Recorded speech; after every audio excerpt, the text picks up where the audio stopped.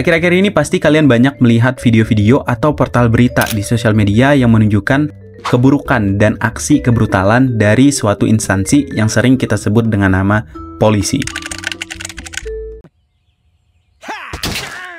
Polisi menurut Kamus Besar Bahasa Indonesia artinya kesatuan organisasi yang dipersiapkan untuk memelihara keamanan dan ketertiban masyarakat serta menegakkan hukum. Dengan profesi dan tugasnya yang terdengar baik, kenapa polisi banyak dibenci oleh masyarakat?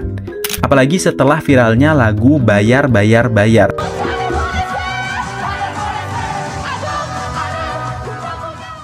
Yang membuat Kapolri dinilai anti kritik karena meminta take down lagu tersebut.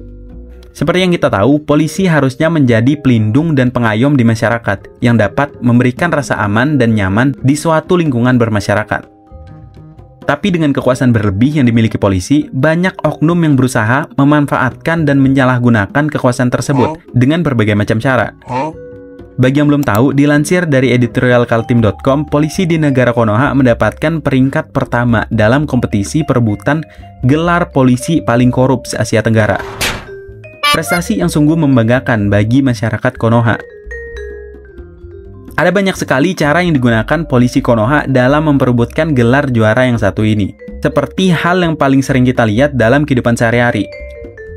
Operasi tilang.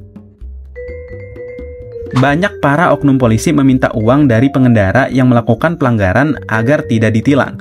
Hal yang sama juga diterapkan dalam pembuatan surat menyurat seperti SIM, STNK, dan lain-lain yang seringkali masyarakat Konoha sebut dengan biaya pelicin.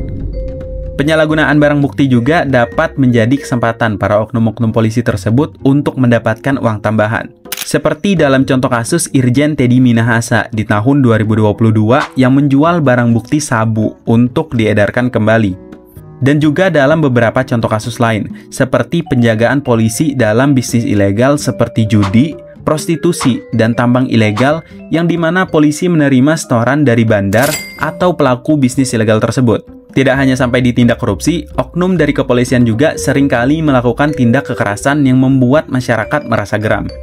Contohnya terjadi di tragedi Kanjuruhan tahun 2022 yang menyebabkan 135 orang tewas, yang disebabkan oleh kelalaian polisi dalam menembakkan gas air mata yang menyebabkan kepanikan dan kematian massal akibat sesak napas dan diinjak-injak. Kondisi orang kekurangan oksigen karena faktor mekanik, ya misalnya tadi terjatuh, kemudian tertekan oleh kondisi lingkungan yang padat, berdesak-desakan. Meskipun FIFA sudah melarang keras atas penggunaan gas air mata, para oknum tersebut tetap menembakkan gas tersebut ke arah para penonton, sehingga mengakibatkan kekacauan.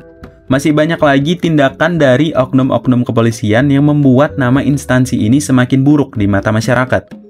Lalu kira-kira apa solusi yang paling bijak dalam mengembalikan kepercayaan masyarakat dan nama baik instansi kepolisian? Komen di bawah kalau kalian punya pendapat. Dan itu aja pembahasan kita hari ini. Kalau ada hal lain yang mau dibahas atau nggak setuju sama hal yang disebutin di video, komen aja, kita diskusi di bawah. Dan peace!